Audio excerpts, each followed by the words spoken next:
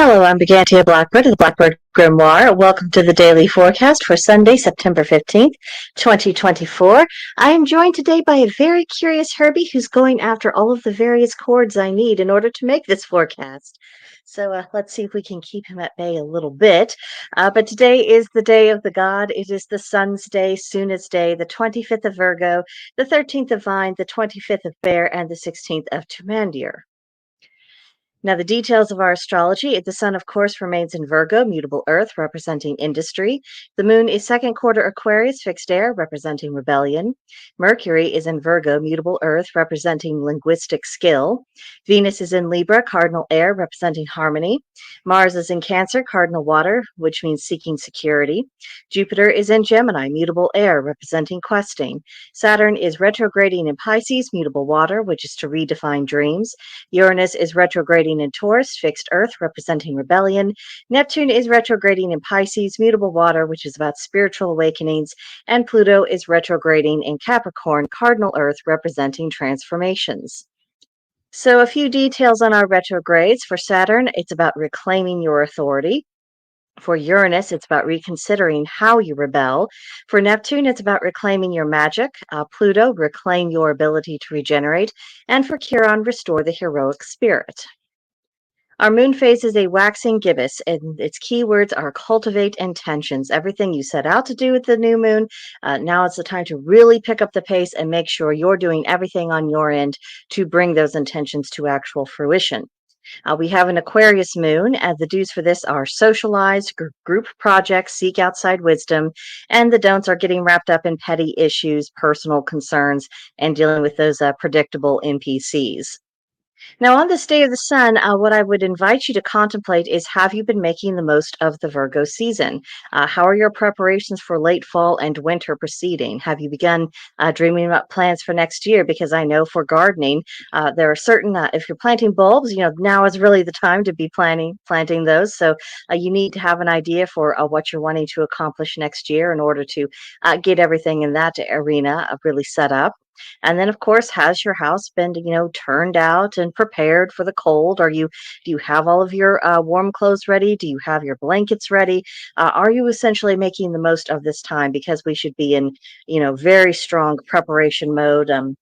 This is also an excellent time to do a super deep clean of your house, reorganize anything that needs to be reorganized, because it's Virgo season. This is literally what this time of year is for. And of course, if you get everything, taken care of and smoothed out and clean and tidy and orderly, and everything is where it is really supposed to be, then that means as we ease into Samhain season and then Thanksgiving, and then after that Yule, you're not going to be in this manic, frantic, particular pace, especially if you find yourself hosting any of the bigger events for family later in the year.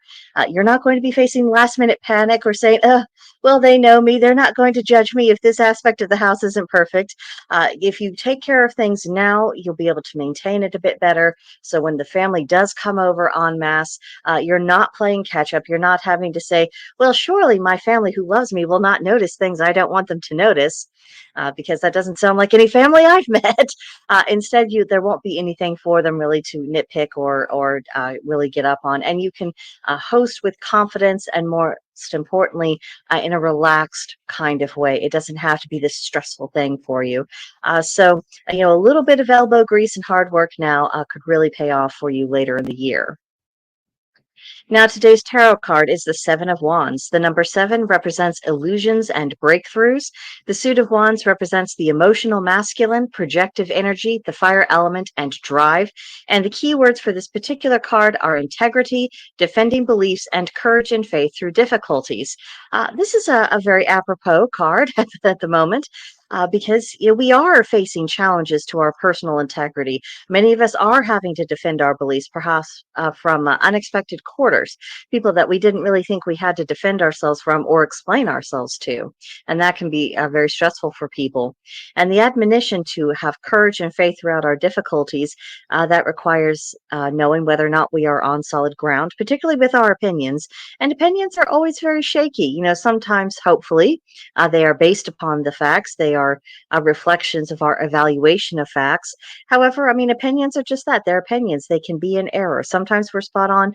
Sometimes sometimes we're not. So examining the ground upon which we stand, that can be very helpful for us, either to have the courage to follow through with our convictions or to have the courage to reconsider our convictions and come to a more sensible place if that's what we're needing to do.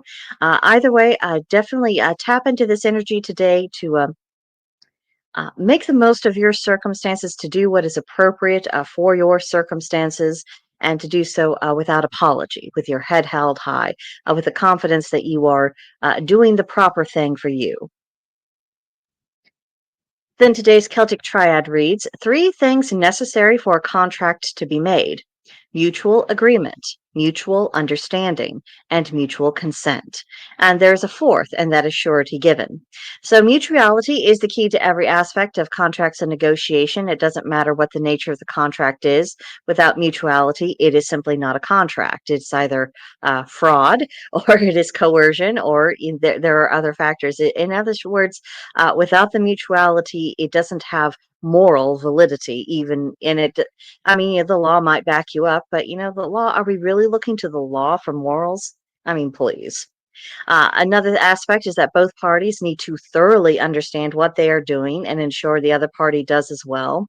That's one of the things that I think is necessary to demonstrating that you are actually acting in good faith, because assertions don't mean anything.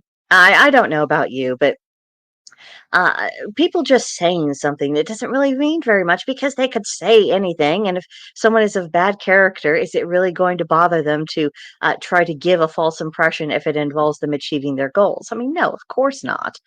So there needs to be an understanding that everyone is actually on the same page. And then on the matter of consent, coercion of any kind is really the death of consent. The moment someone is trying to use strong arm tactics, whether it is the threat of physical violence, actuality of violence, manipulation of some kind, blackmail of, oh, I happen to know this little thing that you're not very proud of. You wouldn't want the whole world to know, would you? Or I could go out and I could say this and people will counsel you. The moment that kind of coercion comes into the equation is the moment that there's no legitimate contract that can actually be made. And also, it's a pretty clear indication that whoever you're dealing with needs to be removed from your circle as quickly as possible. And then on the matter of surety, I mean, the more significant the investment is, the more necessary there is for there to be a security, just in case something should go awry, and compensation in large part does have to be made. So it's just a little bit of a business sense. And of course, I would encourage people to not only take this in the practical, everyday, just doing business kind of sense, also think about perhaps spiritual applications. When we are coming into agreements with our deities, when we are saying, I'm going to undertake particular kind of work, are we actually meaning what we say? Or are we just like, oh, that sounds good in the moment, but if I don't feel like doing it later, I'll just cry off and, the gods will understand. And maybe not. Maybe not. Maybe we should be taking our oaths and our commitments a bit more seriously. Then today's magical correspondences, they are centered on the theme of creativity. We have for this the color orange, the plant is the rose, the animal's the fox, and the crystal is carnelian. If you are lacking in inspiration, draw upon these energies. Now, you may not necessarily be encountering a fox in your daily life. Your roses may be well and truly done for the season, and they might not have been orange to begin with. However, there's plenty of videos that are wildlife observations. Sometimes this involves following foxes. Certainly, looking at pictures of roses can really give you that energy. If you have to make do with media, you can still use that as a connection point to connect with the actual energy of these things themselves. It's harder. It's a lot more effort, but sometimes you got to do what you got to do.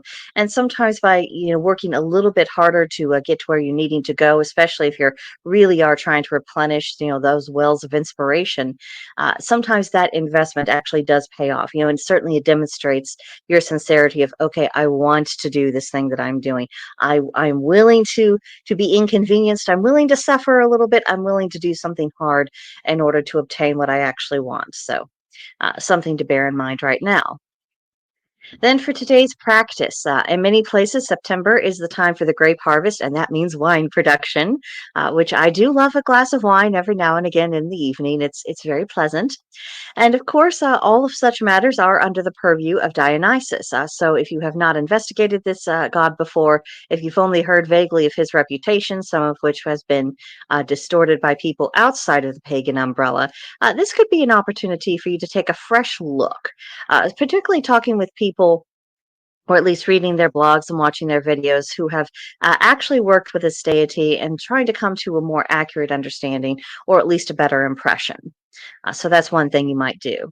Then you could list some benefits of your natal sun sign versus the sun's current placement. Uh, so often we're looking at what is and we're saying, okay, what lessons can I take from this? This we're turning it a little bit on our heads. This is asking, what does our native energy have to teach others? And of course, contrasting this, the sun is currently in Virgo. Anyone who is not a Virgo, they can be thinking about it in those terms. What could our sun sign actually bring to the table that a Virgo would benefit from? And, depending on what your sign is, that answer could, there's a wide scope of answers. There's a lot of different things.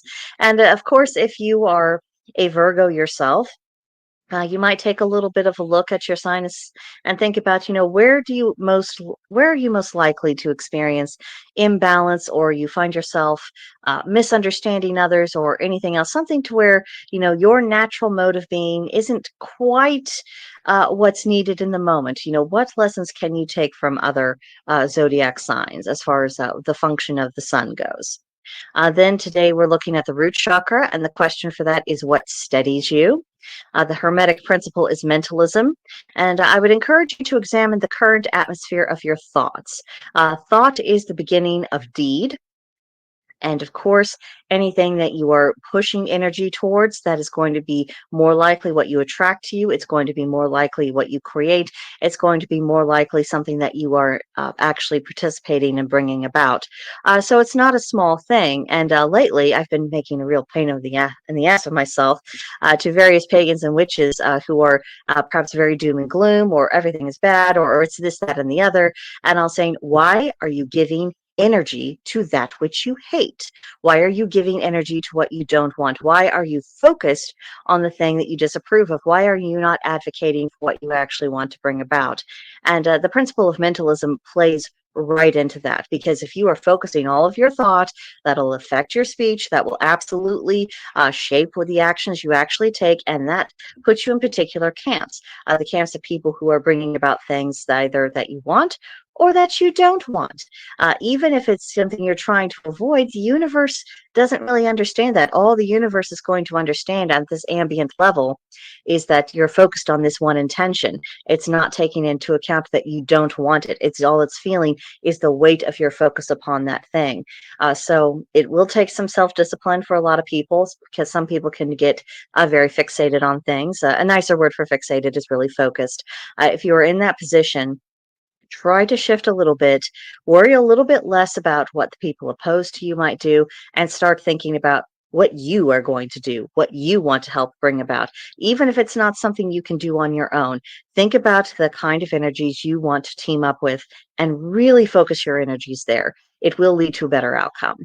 And then finally, the witch's pyramid. Today we're looking at the foundation of it. Upon what soil have you laid your spiritual foundation? We're very worried about our foundations, but that foundation is supported by the soil underneath. Is that soil sand? Is it rock? Is it fertile soil? What kind of soil is it? And how has that impacted how you've laid your foundation and how everything else has come about in your practice? So a lot of introspection today.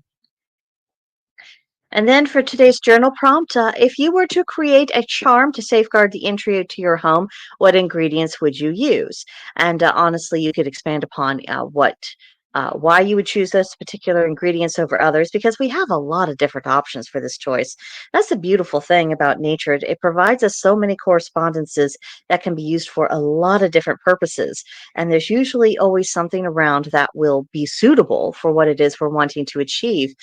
So you could think about, very common things. You could think about perhaps herbs or crystals that are more common in your area that you've had, some success with.